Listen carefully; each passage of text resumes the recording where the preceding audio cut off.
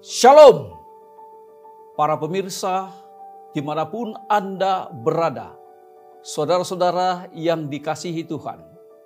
Pada saat ini kita akan mempelajari firman Tuhan dalam acara 10 hari berdoa di hari yang ke-6 dengan judul Ketabahan, Semangat, dan Ketekunan.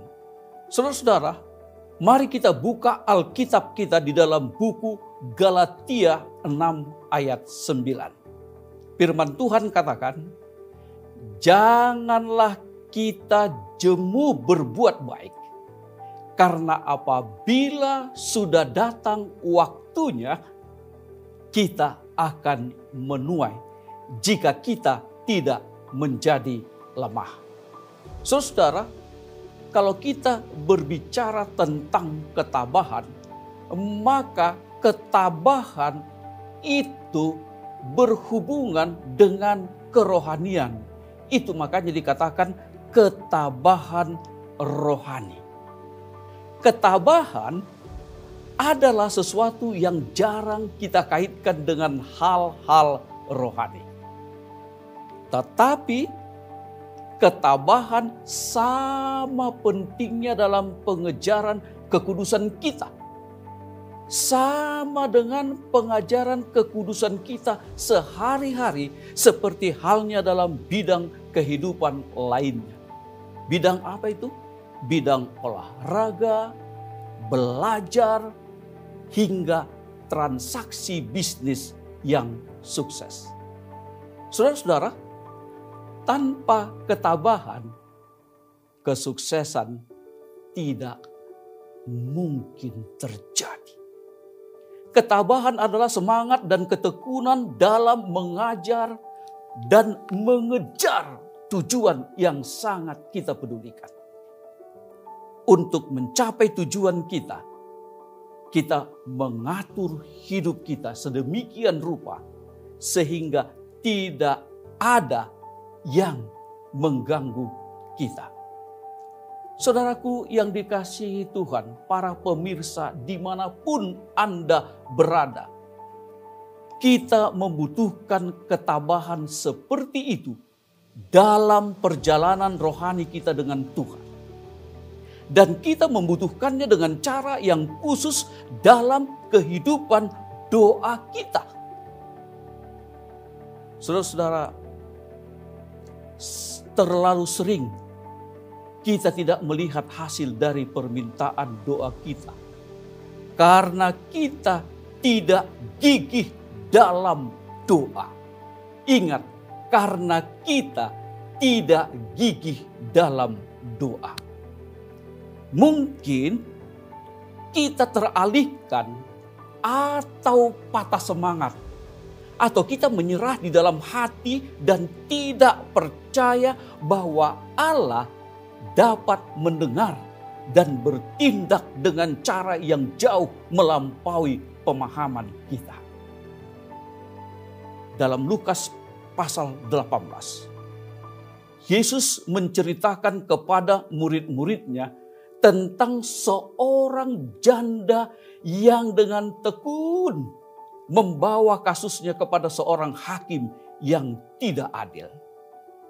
Saudara-saudara, mari kita buka Alkitab kita. Kita baca Alkitab kita di dalam Lukas pasal 18 ayat 1 sampai ayat yang ke-7. Ayat yang pertama. Yesus mengatakan suatu perumpamaan kepada mereka untuk menegaskan bahwa mereka harus selalu berdoa dengan tidak jemu-jemu. Coba kita perhatikan pelajaran yang penting, yang indah, yang diberikan oleh Yesus Kristus. Jelas dikatakan bahwa mereka harus selalu berdoa dengan tidak jemu-jemu. Ayat yang kedua, Yesus katakan, dalam sebuah kota ada seorang hakim yang tidak takut akan Allah dan tidak menghormati seorang pun. Jadi saudara-saudara, ada seorang hakim. Dia tidak menghormati Allah. Dia tidak menghormati siapapun orang yang ada di sekitarnya. Ayat yang ketiga, Yesus melanjutkan. Dan di kota itu ada seorang janda yang selalu datang kepada hakim itu dan berkata, "Belalah hakku terhadap lawanku." Bapak hakim, belalah hakku terhadap lawanku. Beberapa waktu lamanya hakim itu menolak. Artinya apa?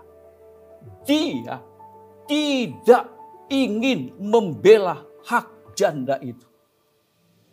Tetapi kemudian dia berkata dalam hatinya, "Walaupun aku tidak takut akan Allah dan tidak menghormati seorang pun, namun karena janda ini menyusahkan aku, baiklah aku membenarkan dia." Supaya apa? Supaya jangan terus saja ia datang dan akhirnya menyerang aku. Saudara-saudara, para pemirsa dimanapun Anda berada yang mengikuti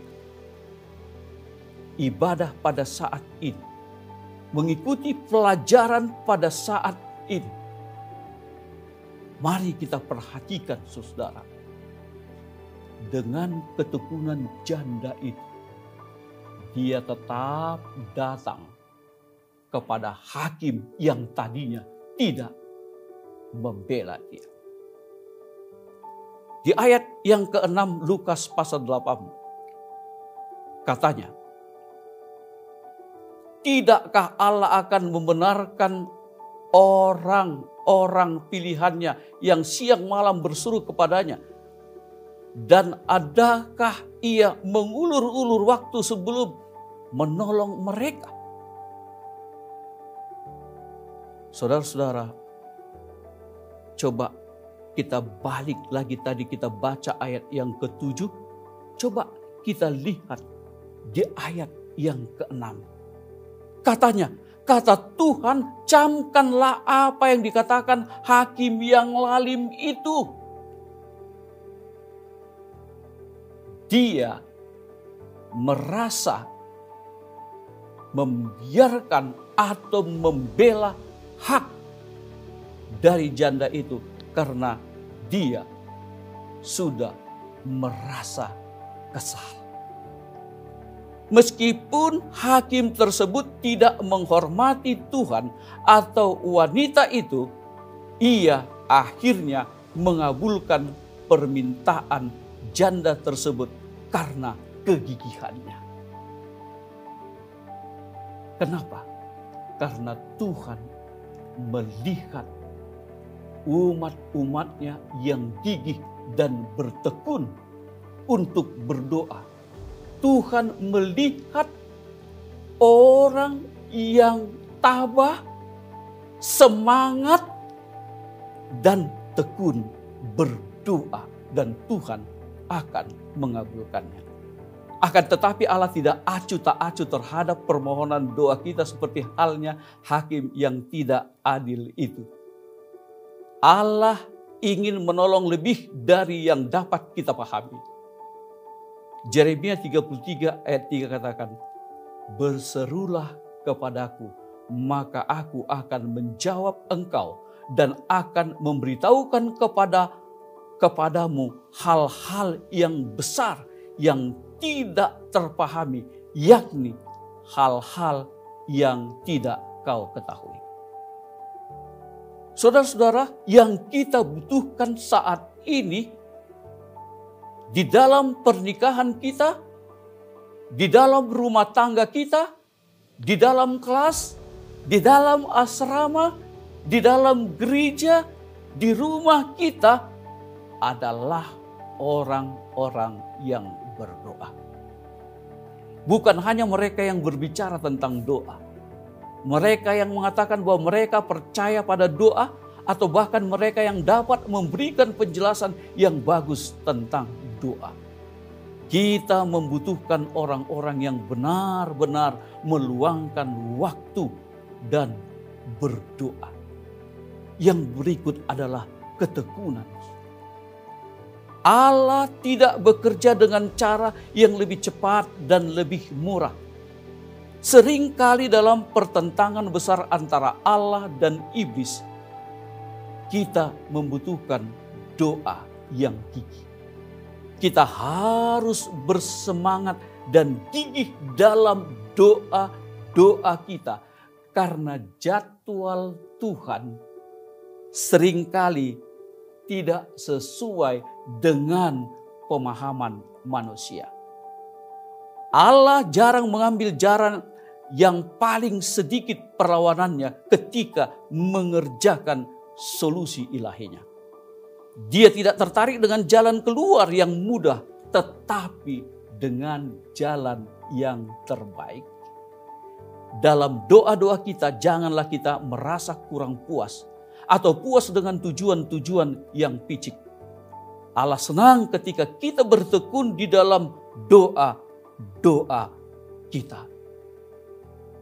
Para pemirsa, saudara-saudara yang dikasihi Tuhan, dimanapun saudara berada, ingat, ketabahan, semangat, ketekunan adalah kunci bagaimana untuk mencapai tujuan. Kunci bagaimana untuk meraih sukses. Bukan dengan mengandalkan kekuatan kita. Itu makanya Yeremia pasal 17 ayat 7 katakan, diberkatilah orang yang mengandalkan Tuhan, yang menaruh harapannya pada Tuhan, karena Dia akan bekerja bagi saudara sekalian dan saya, memberikan kesuksesan, mencapai tujuan dengan tabah, dengan semangat, dan dengan tekun berdoa. Saya ingin membacakan tulisan Ellen G. White, Patriarchs and Prophets, halaman 203. Kemenangan-kemenangan terbesar bagi gereja Kristus atau bagi setiap orang Kristen bukanlah kemenangan yang diperoleh melalui bakat atau pendidikan, melalui kekayaan atau kemurahan hati manusia. Itu adalah kemenangan-kemenangan yang diperoleh di ruang hadirat Allah, ketika iman yang sungguh-sungguh dan penuh penderitaan berpegang pada tangan kuasa yang perkasa.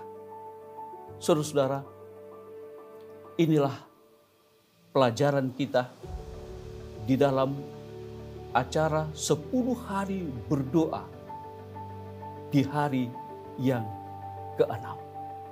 Apakah Anda ingin mencapai tujuan? Apakah saudara ingin mendapatkan kesuksesan? Kunci di dalam pelajaran kita pada saat ini ialah tabahlah, semangatlah, tekunlah berdoa. Saya bawa di dalam nama Yesus. Tuhan memberkati kita.